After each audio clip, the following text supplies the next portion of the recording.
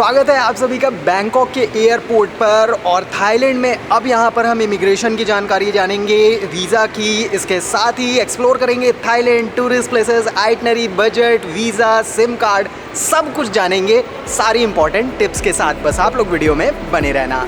Thailand की capital Bangkok है और यहाँ के लिए इंडिया के ऑलमोस्ट सभी मेजर सिटीज से डायरेक्ट फ्लाइट्स है। दिल्ली से राउंड ट्रिप फ्लाइट लगभग 17 से 22,000, तो मुंबई से 22 से 25,000, कोलकाता से 18 से 22,000, वहीं बेंगलुरु से 20,000, तो लखनऊ, जयपुर, अहमदाबाद जैसी सिटीज से भी 20 से 25,000 में आने जाने की फ्लाइट्स मिल जाती है। इंडिया से बैंकॉक पहुंचने में अलग अलग सिटी की डिस्टेंस के अकॉर्डिंग लगभग 2.5 से 5 घंटे तक लगते हैं। बहुत सारे लोग सोच रहे होंगे कि बैंकॉक की तो मैंने पहले भी वीडियो बनाई हुई है, लेकिन अब इन्फॉर्मेशन बदल चुकी है। एग्जाम्पल के तौर पर इमिग्रेशन मेरा क्लियर हो गया है और ये बहुत ही स्मूथ हो चुका है। पहले क्या होता था कि आपको फॉर्म भरना होता था, फ़ोटो चिपकानी होती थी, इवन आपको फ़ीस भी पे करनी पड़ती थी, जो कि अब फ्री हो चुका है पूरा। और वीज़ा ऑन अराइवल है, मतलब आप बस इमिग्रेशन के काउंटर पर आओगे, आपको बस पासपोर्ट दिखाना है, बोर्डिंग पास दिखाना है, दैट्स इट, एंट्री मिल गई तुरंत। 15 से 20 मिनट मात्र लगा, इतने में काम हो गया। हाँ, अपने साथ एकोमोडेशन बुकिंग और रिटर्न फ्लाइट टिकट ज़रूर आप लोग रख लेना। चेकिंग नहीं हुई लेकिन रखना, क्योंकि प्रूफ कभी भी मांग सकते हैं। सोलो ट्रैवलर हैं तो एयरपोर्ट से मेट्रो या बस लेकर होटल तक पहुंचा जा सकता है, लेकिन कपल या फैमिली हैं तो टैक्सी सबसे कन्वीनियंट होती है, जो ग्रैब ऐप से बुक कर सकते हैं। लेकिन बढ़िया से वेलकम के साथ एंट्री करनी है या सेफ्टी का कंसर्न है तो ट्रैवल एजेंट के थ्रू भी इसकी बुकिंग कर सकते हैं, जिनकी कॉन्टैक्ट डिटेल्स मैंने डिस्क्रिप्शन बॉक्स में दे रखी है। थाईलैंड में घूमने के लिए बैंकॉक, पटाया और फुकेट सबसे मेन सिटीज हैं। और बैंकॉक में अगर आप फर्स्ट टाइम आ रहे हैं तो आपको यहाँ के सफारी वर्ल्ड में जाना चाहिए, जहाँ कई सारे शोज होते हैं, जिन्हें देखने में आपका पूरा दिन कब निकलेगा पता भी नहीं चलेगा। कपल हो या फैमिली या बच्चे, ये आइडियल प्लेस है। यहाँ की एंट्री फीस 3 से 4,000 तक हो सकती है, जिसमें होटल से पिक ड्रॉप से लेकर लंच भी इंक्लूड होता है। सफारी वर्ल्ड हो या आइलैंड टूर या थाईलैंड में कोई भी एक्टिविटी या ट्रांसपोर्टेशन, इसके लिए आप डिस्कवर थाईलैंड से कांटेक्ट कर सकते हैं। बैंकॉक में ढेरों मॉल्स भी हैं और यहाँ के सियाम पैरागॉन मॉल में आपको सी लाइफ, ओशियन वर्ल्ड और मैडम तुसाद म्यूजियम देखने को मिलता है, जिसकी कॉम्बो टिकट लगभग 3 से 3,500 रुपए की मिलती है, पर ये वर्थफुल एक्सपीरियंस होता है। तो भाई थाईलैंड हो या फिर कोई भी वर्ल्ड में डेस्टिनेशन, अपनी ट्रैवल बुकिंग्स के लिए मैं यूज़ करता हूँ वीगो ऐप का, जो कि ग्लोबल ट्रैवल ब्रांड है और इसकी सर्विसेज कई लैंग्वेजेस और करेंसीज में अवेलेबल हैं। वीगो इंटरनेशनल फ्लाइट्स और होटल बुकिंग के लिए काफ़ी हैंडी है, क्योंकि ये हंड्रेड्स ऑफ फ्लाइट और होटल बुकिंग वेबसाइट्स को कंपेयर करके चीपेस्ट फेयर शो करता है। आप वीगो के थ्रू MMT, ईज माई ट्रिप और क्लियर ट्रिप के अलावा डायरेक्ट फ्लाइट वेबसाइट जैसे इंडिगो, स्पाइस जेट एटसेट्रा पर फ्लाइट प्राइस सर्च कर सकते हैं और डायरेक्टली वीगो से बुक कर सकते हैं। होम रेंटल्स के लिए एयरबीएनबी और होटल बुकिंग्स के लिए booking.com, अगोडा और मेक माई ट्रिप जैसी वेबसाइट भी वीगो ऑफर करता है। न्यू वीगो ऐप पर आपको IRCTC ट्रेन बुकिंग, बस बुकिंग, इवेंट बुकिंग और वीज़ा एप्लीकेशन के भी ऑप्शन मिल जाते हैं, जो आपके वीज़ा एप्लीकेशन के लिए फास्टर और क्विक प्रोसेस में हेल्प करता है। डिस्क्रिप्शन बॉक्स में दिए लिंक से वीगो के न्यू वर्जन ऐप को अभी डाउनलोड करें और अपनी ट्रैवलिंग को बनाएं ईजी। थाईलैंड में बैंकॉक में होटल की लोकेशन सुखुमवित होनी चाहिए। पटाया में वॉकिंग स्ट्रीट के आसपास, जबकि फुकेट में पटोंग बीच के आसपास। यहाँ होटल आप booking.com, अगोडा या अदर वेबसाइट से बुक कर सकते हैं और कुछ अच्छे होटल्स के लिंक मैंने डिस्क्रिप्शन में दिए हैं, जिनको आप बुक कर सकते हैं। बैंकॉक में हॉप ऑन हॉप ऑफ बस से सिटी टूर भी कर सकते हैं, जिसके लिए 2,000 रुपए तक देने पड़ते हैं, जिनमें घुमाते तो 16 पॉइंट हैं, लेकिन इनमें काम के केवल 5 से 6 पॉइंट्स ही होते हैं, जो आप सेल्फ टूर करके ही घूम लेंगे। बैंकॉक में जनरली इंडियन टूरिस्ट कहाँ जाते हैं? Safari world, marine park, madam Tussauds museum या फिर सी लाइफ, ओशियन वगैरह, ये सब प्लेसेस जनरली आप कवर करते हैं। लेकिन इस बार मैं आपको जो प्लेस दिखाने जा रहा हूँ ये है चॉकलेट विले। ये बिल्कुल यूनिक प्लेस है और ट्रेंडिंग प्लेस है। इंडियंस अभी नहीं अच्छे से छू पाए हैं, लेकिन अब मैं आपको दिखाता हूँ और आपको भी आना चाहिए। जब आप इस जगह को देख लोगे तो आपका भी आने का मन डेफिनेटली करेगा। चलते हैं अंदर, टिकट प्राइस भी जानेंगे और क्या क्या एक्टिविटीज़, क्या क्या चीज़ें देखने को मिलती है वो भी हम देखेंगे। चॉकलेट विले बहुत ही क्यूट सी जगह है जहां आपको इवनिंग में 4 से 5 बजे तक एंट्री कर लेना चाहिए, क्योंकि इसके बाद ये जगह लाइट से जगमगा जाती है और क्यूट से शोज होते रहते हैं। इसके साथ यहाँ पर रेस्टोरेंट है, तो फूड को एंजॉय करते हुए आप इनका मजा ले सकते हैं। फोटोज क्लिक करवाने के लिए भी ढेरों पॉइंट्स हैं जो बिल्कुल डिज्नीलैंड, यूनिवर्सल स्टूडियोज या फॉरेन जैसी वाइब्स देते हैं। सबसे इंटरेस्टिंग यहाँ की एंट्री फीस भी केवल 400 रुपए के आसपास ही है और 10 साल से कम वाले बच्चों की तो फ्री एंट्री है। अल्टीमेटली बैंकॉक की ये मस्ट विजिट प्लेस है। तो भाई जब भी मुझे बैंकॉक घूमना होता है या फिर थाईलैंड में भी कहीं पे घूमना होता है ना, तो मैं लेता हूँ अर्श भाई की हेल्प, क्योंकि ये यहीं के रहने वाले हैं और कहीं भी घूमना हो यहाँ पे तो आप कांटेक्ट कर सकते हैं। मैं कांटेक्ट डिटेल दे दूँगा।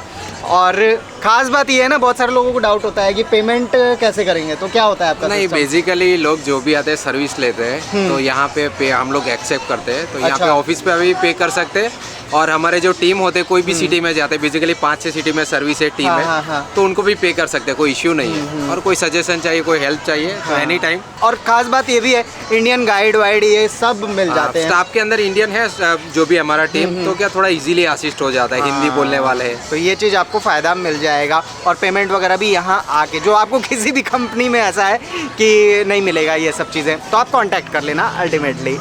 बैंकॉक में 2 एयरपोर्ट है, पहला सुवर्णाभूमि, दूसरा डॉन मुआंग। वही फुकेट में भी एयरपोर्ट है। पटाया का एयरपोर्ट बहुत ज्यादा एक्टिव नहीं है।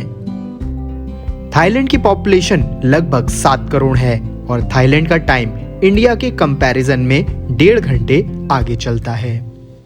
बैंकॉक में पब्लिक ट्रांसपोर्ट के लिए मेट्रो और बस है, जबकि पटाया में शेयरिंग टुक-टुक चलती है और फुकेट में भी कुछ ऐसा ही ऑप्शन है। बैंकॉक में स्कूटी रेंटल जैसा कोई ऑप्शन नहीं है, लेकिन फुकेट और पटाया में है। पर इंटरनेशनल ड्राइविंग लाइसेंस के बिना आपको 700 से 800 रुपए पर डे में स्कूटी रेंट पर तो दे देते हैं, पर जब चालान होता है तो 2 से 3 हजार रुपए तक देने पड़ जाते हैं। तो बेहतर है कि टैक्सी या शेयरिंग टुक-टुक जैसे ऑप्शन ही चूज करें। आज निकल रहे हैं बैंकॉक से बिल्कुल अनोखी वाली प्लेस पर, वो जो ट्रेन स्ट्रीट देखते हैं ना, वहाँ पर। थाईलैंड में ट्रेन स्ट्रीट देखने के लिए आपको बैंकॉक से 90 किलोमीटर दूर समुत सोंगखान नाम की जगह पर जाना होता है, जहां आपको प्राइवेट कैब बुक करके जाना होगा, क्योंकि इस हाफ डे ट्रिप में और भी कुछ प्लेसेस हम कवर करने वाले थे। बैंकॉक से लगभग 1 घंटे का सफ़र करके मैं पहुंच चुका हूं समुत सोंगखान नाम की जगह पर। बहुत सारे लोगों ने वीडियो में देखा होगा कि यहाँ पर एक ट्रेन स्ट्रीट होती है जहाँ पर मार्केट लगी होती है और वहाँ से ट्रेन जाती है और वो सामान पूरा हट जाता है। तो वो हम आज देखेंगे और जानेंगे कि आप यहाँ पे कैसे पहुँच सकते हैं, और साथ ही सारी जानकारियों के साथ, क्योंकि लोग आते तो हैं बैंकॉक लेकिन यहाँ तक पहुँच नहीं पाते हैं इस जगह पर। लेकिन अब अगर आप बैंकॉक आएंगे तो यहाँ पर आ सकेंगे इस जानकारी के बाद। चलते हैं और जानते हैं डिटेल में। ये केवल ट्रेन स्ट्रीट ही नहीं बल्कि पूरा रेलवे स्टेशन है, जिसे माइकलोंग स्टेशन कहते हैं, जहां कुछ प्यारे से कैफेज भी हैं, जिनमें जूस और शेक्स तो ट्राई करना बनता है। ट्रेन यहां सुबह करीब 11:10 पर आती है और आने के मात्र 2 मिनट पहले यहां से लोग मार्केट समेटना शुरू करते हैं। जो स्ट्रीट है उसके बिल्कुल करीब आ गया हूँ मैं। इस टाइम पटरियों के बीच में ही चल रहा हूँ मैं, और दुकानों पे दूरी आप दिखाता हूँ कितना सा है। यहाँ पर बस इतनी सी दूरी है इन दुकानों के बीच, और इधर वो फल, सब्जियाँ, फूल, सब चीज़ मिल रहे हैं यहाँ पर। पूरी मार्केट है और वो भी एकदम क्राउड से भरी हुई, और थोड़ी देर में ही खाली होने वाली है ट्रेन, क्योंकि आने वाली है। तो अब जो दुकानें हैं वो हट रही हैं, ये देखो आप, पूरी तैयारी। इसके आगे हम नहीं जा सकते हैं, इसलिए पीछे करवा रहे हैं। इतनी फास्ट से ट्रेन यार, इतनी तो वियतनाम में भी नहीं देखी भाई साहब, बड़ी एडजस्ट होके चलती है बेचारी। तो ट्रेन के आने का संकेत हो गया है। संकेत क्या है? ये है सामने आप सभी के ट्रेन। वो बिल्कुल क्लोज है भाई, बिल्कुल क्लोज। ओ भाई साहब इतनी करीब, छू भी सकते हैं। और ये देखो लोग इसमें हैं। ये एक्सपीरियंस मिलता है यहाँ पर। ट्रेन एक तरफ जाती है और साथ साथ में कुछ सेकंड्स में ही यहाँ मार्केट फिर से लग जाती है।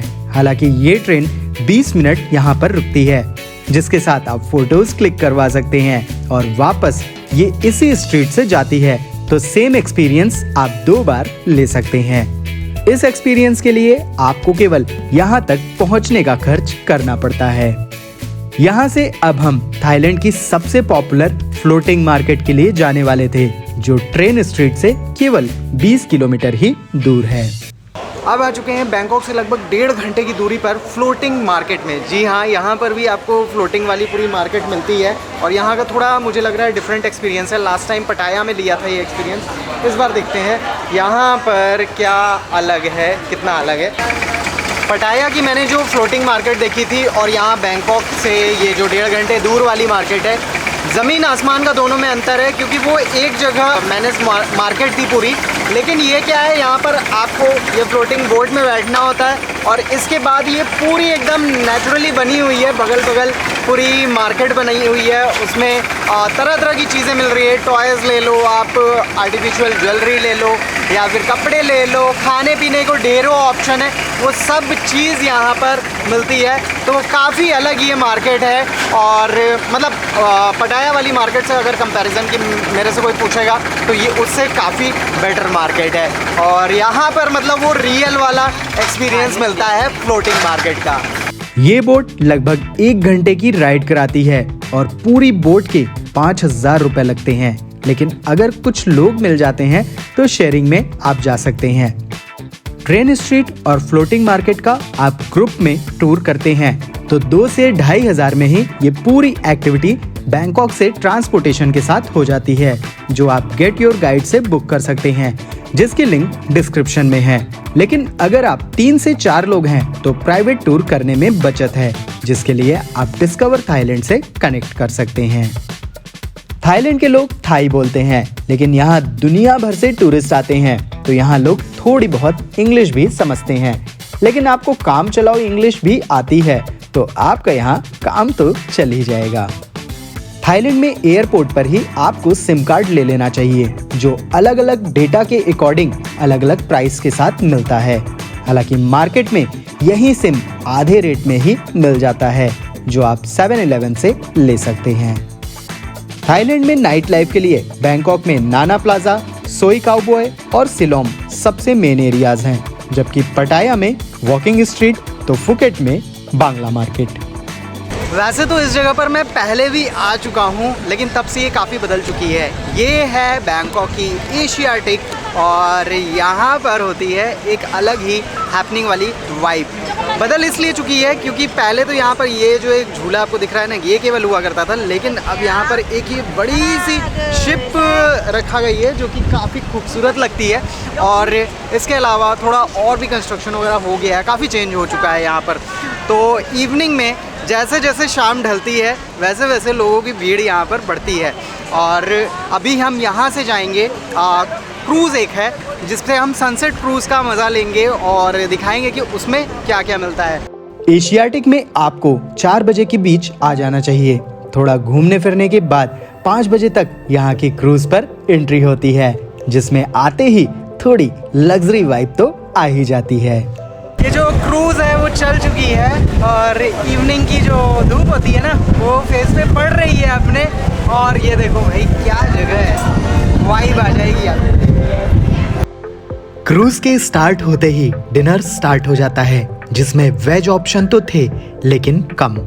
इसलिए अगर आप वेजिटेरियन हैं तो एशियाटिक की जगह आइकॉन सियाम जाएं, जो बैंकॉक का सबसे लग्जरी मॉल है और इवनिंग में फाउंटेन शो भी होता है और यहाँ से भी क्रूज चलती है, जिसमें ढेरों इंडियन फूड आइटम्स मिलेंगे और इंडियन क्राउड भी ज्यादा होगा।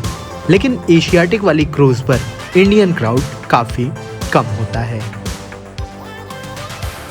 शाम जो है ना वो ढल चुकी है और यहाँ पर अभी अगल बगल में कभी जैसे वाटरून, कभी ग्रैंड पैलेस ये दिख रहे हैं। वो पूरा जो सनसेट का प्रोसेस देखने को मिला और फिर उसके बाद ये अभी नाइट वाला देखने को मिल रहा है, वो इस वाली आपको सनसेट क्रूज़ में मिलेगा। इसके बाद भी चलती है क्रूज़, लेकिन मेरे हिसाब से इसमें ज़्यादा मज़ा आता है। और क्योंकि इवनिंग की जो लाइटिंग्स होती है ना वो अलग ही होती है। रात को तो केवल अंधेरा वाला होता है और लाइटिंग्स दिखती है, तो कुछ ऐसी है ये। इस डिनर क्रूज के लिए आपको 2500 रुपए तक देने पड़ सकते हैं, जबकि आइकॉन सियाम से चलने वाले क्रूज के लिए 1800 से 2000 ही।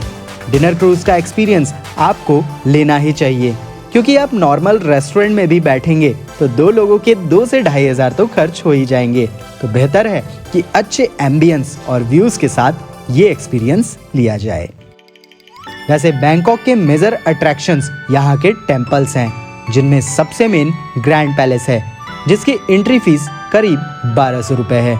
लेकिन इसी के आसपास वाट अरुण, वाट साकेत और वाट फ्रा भी हैं और हर जगह की एंट्री फीस 200 से 500 रुपए के बीच है।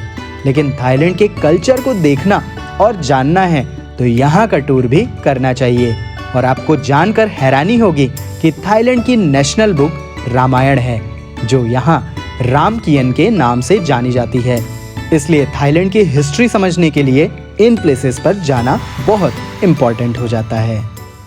भाई बैंकॉक में भी स्ट्रीट फूड ढूंढ रहे हो, वो भी इंडियन वाला, तो आप आ जाओ यहाँ की इंदिरा मार्केट में। यहाँ पर आप देखोगे बिल्कुल सस्ता वाला और बढ़िया वाला भी मिल जाएगा आपको। मतलब 60 थाई बात में आपको मिल जाएगा डोसा वगैरह। और रेस्टोरेंट चेन आप देख लो, यहाँ पे कई सारी है। इधर ये चोटी वाला भी है, मालगुडी है और भी बहुत सारे। मतलब यहाँ पर इंडियन टेस्ट आपको मिलेगा। यहाँ इंदिरा मार्केट के ठीक बगल में पूरी ये स्ट्रीट लगी हुई है यहाँ पे। फुकेट और पटाया में भी आपको इंडियन और प्योर वेज रेस्टोरेंट्स आसानी से मिल जाते हैं, लेकिन बैंकॉक और पटाया के कंपैरिजन में फुकेट में फूड थोड़े कॉस्टली पड़ते हैं। थाईलैंड की करेंसी थाई बात है और एक थाई बात के बदले आपको लगभग 2.5 रुपए देने पड़ते हैं। आप करेंसी एक्सचेंज इंडिया में ही करवा कर जाएं और चाहे तो डॉलर या थाई बात कन्वर्ट करवा लें। डॉलर इसलिए क्योंकि ये थाईलैंड के अलावा अदर कंट्रीज में भी एक्सेप्टेबल होता है और अगर बच जाता है तो यूज हो जाएगा। और इसको एक्सचेंज करवाने में भी कोई खास कमीशन भी नहीं लगता, जिसके लिए यहाँ की मार्केट में ढेरों एक्सचेंज काउंटर्स हैं। लेकिन एयरपोर्ट पर एक्सचेंज करवाने से बचें, क्योंकि यहाँ बहुत हैवी कमीशन पे करना पड़ता है। इंडिया में currency exchange Thomas Cook, book my forex और प्राइवेट बैंक्स के थ्रू करवाया जा सकता है। बाकी कितना कन्वर्ट कराना चाहिए ये हम वीडियो में आगे जानेंगे। बैंकॉक में बहुत सारे लोग एडल्ट नाइट लाइफ के लिए आते हैं और उसके लिए नाना प्लाजा सबसे पॉपुलर लोग मानते हैं। लेकिन भाई इस बार मैं इधर गया था सिलोम के एरिया में। सिलोम की जो नाइट लाइफ है वो बाकियों से काफ़ी अलग है। जनरली वहाँ पे क्या है, काफ़ी सब चीज़ें अंदर अंदर है। यहाँ पे सब चीज़ ओपन में आपको दिखाई देगी और कुछ ऐसी नाइट लाइफ है कि क्लब और बार और इवन गे क्लब वो सब चीज़ यहाँ पर हैं। तो सबके लिए सब ऑप्शन इस जगह पे सिलोम पे अवेलेबल है। मेट्रो स्टेशन यहीं पे, मेट्रो स्टेशन से नीचे आएंगे और थोड़ा सा अंदर गलियों में जाएंगे, ढेरों क्लब्स, बार, कैराओके क्लब, सब चीज़ यहाँ पर है। थाईलैंड में नाइट लाइफ फुकेट और पटाया में सबसे ज्यादा है। पटाया की नाइट लाइफ फुकेट के कंपैरिजन में सस्ती है। अगर आप एडल्ट एक्टिविटीज पर खर्च कर रहे हैं तो इसके लिए मिनिमम 10,000 रुपए का बजट प्रिपेयर करके रखें। मसाज वगैरह 500 से 600 रुपए से स्टार्ट हो जाते हैं, लेकिन एंटरटेनमेंट के लिए मसाज करा रहे हैं तो 2 से 3,000 रुपए का बजट रखें। नाइट लाइफ के नाम पर यहाँ पर बहुत सारे स्कैम्स भी होते हैं, तो थोड़ा सावधान भी रहें। इसके अलावा central world, platinum fashion mall भी काफी पॉपुलर हैं, लेकिन शॉपिंग के लिए इसी के पास इंदिरा मार्केट बेस्ट है। तो वहीं street kind of market search कर रहे हैं तो चाटुचक वीकेंड मार्केट जाना चाहिए, जो केवल फ्राइडे, सैटरडे, संडे लगती है और काफी बड़ी मार्केट है। थाईलैंड में 7-Eleven नाम के ढेरों स्टोर्स आपको देखने को मिलते हैं और डेली नीड की सभी चीजें आपको यहाँ से मिल जाती हैं। यहाँ के प्रोडक्ट्स में ज्यादातर थाई लैंग्वेज ही लिखी होती है तो इसको समझने के लिए गूगल ट्रांसलेट अपने मोबाइल में इंस्टॉल करके रखें। थाईलैंड में चूंकि 12 महीने एक सा ही वेदर होता है, तो बेस्ट टाइम यहाँ का पूरा साल ही है। बैंकॉक में मैं कई बार आया हूँ, लेकिन यहाँ की चाइना टाउन में कभी नहीं आया मैं। और यहाँ पे आके लग रहा है कि भाई थाईलैंड में हूँ ही नहीं, चाइना में हूँ, क्योंकि यहाँ पर पूरा जो लिखा हुआ है मार्केट में, पूरे ये जो बड़े बड़े बोर्ड्स लगे हुए हैं, इस पर चाइनीज़ में लिखा हुआ है, चाइनीज़ फूड मिल रहे हैं, कैफ़ेज़ उसी तरह के कुछ बने हुए हैं, सारा एटमॉस्फेयर एकदम चाइना जैसा है। कभी मैं भी नहीं गया हूँ, लेकिन जितना मूवीज़ में देखा है, जैसा भी देखा है, पूरा चाइनीज़ वाला हिसाब किताब यहाँ पे दिख रहा है। यहाँ पे भी आना चाहिए। और यहाँ पर आपको वो थोक के भाव वाली जो सस्ती वाली चीज़ें होती है ना, यहाँ की अंदर अंदर गलियों में आपको सब मिलेगा। थाईलैंड में दुनिया भर से टूरिस्ट आते हैं और ये काफी सेफ प्लेस मानी जाती है, लेकिन एडल्ट एंटरटेनमेंट के नाम पर यहाँ थोड़े बहुत स्कैम जरूर होते हैं। थाईलैंड ट्रिप के दौरान अपने मोबाइल में यहाँ का ऑफलाइन मैप डाउनलोड करके रखें। कैब के लिए ग्रैब ऐप रखें और लैंग्वेज इशू सॉल्व करने के लिए गूगल ट्रांसलेट।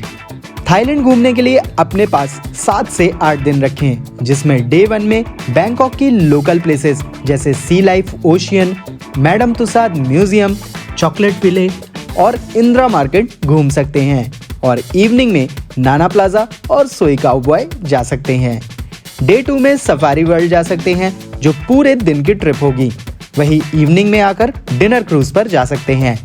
डे 3 में आप मॉर्निंग में बैंकॉक से फुकेट के लिए बाई फ्लाइट जाएंगे, जहां पहुंचने के बाद आप बिग बुद्धा जाएंगे, और इवनिंग में पटोंग बीच, तो नाइट में बांग्ला मार्केट जाएंगे। डे 4 में आप फिफी आइलैंड की डे ट्रिप पर जाएंगे, वहीं इवनिंग आप बांग्ला मार्केट में स्पेंड कर सकते हैं। डे 5 में मॉर्निंग में फुकेट से बैंकॉक की फ्लाइट लेंगे और बैंकॉक पहुंच के तुरंत पटाया के लिए बाई शेयरिंग मिनी वैन या टैक्सी से निकल जाएंगे। दोपहर तक यहां पहुंच के टाइगर पार्क, मिनी सियाम और आर्ट इन पैराडाइज जाएंगे। इवनिंग में नाइट लाइफ के लिए वॉकिंग स्ट्रीट पर जा सकते हैं। डे 6 में कोरल आइलैंड की डे ट्रिप पर जाएंगे। इवनिंग में अल्काजार शो देख सकते हैं, वहीं नाइट में वॉकिंग स्ट्रीट। डे 7 में आप मॉर्निंग में सैंक्चुरी ऑफ ट्रुथ जाएंगे और वापस बैंकॉक के लिए निकलेंगे और फ्लाइट लेकर इंडिया रिटर्न करेंगे। इस तरह से 7 से 8 दिन में आपकी थाईलैंड ट्रिप हो जाएगी। हालांकि वीडियो में दिखाई डेस्टिनेशंस और कुछ ऑफ बीट ऐड करना है तो 3 से 5 दिन और ऐड करना पड़ेगा। थाईलैंड में वैसे क्राबी, Koh Samui, full moon party, Chiang Mai, Chiang राई, कंचनाबुरी और भी बहुत सारी ऑफबीट डेस्टिनेशन हैं, और इन सभी की सेपरेट वीडियो आप चैनल पर देख सकते हैं, जिनकी लिंक डिस्क्रिप्शन बॉक्स में है। बैंकॉक से पटाया जाने के लिए बैंकॉक के नॉर्दर्न बस टर्मिनल से मिनी वैन और बस जाती है, जो आपको लगभग 500 रुपए में पटाया 2.5 से 3 घंटे में पहुंचा देती है। टिकट वहीं पर जाकर मिल जाती है, जबकि बैंकॉक टू फुकेट की बस मुशित बस स्टैंड और साउदर्न बस टर्मिनल से जाती है। इनकी टिकट आप 1 दिन एडवांस में जाकर ले लें, जो लगभग 2000 रुपए की पड़ती है, और बैंकॉक से फुकेट लगभग 840 किलोमीटर दूर है, जहां पहुंचने में 12 से 14 घंटे लगते हैं। वहीं फुकेट से बैंकॉक के लिए टिकट और बस फुकेट बस टर्मिनल 2 से मिलती है।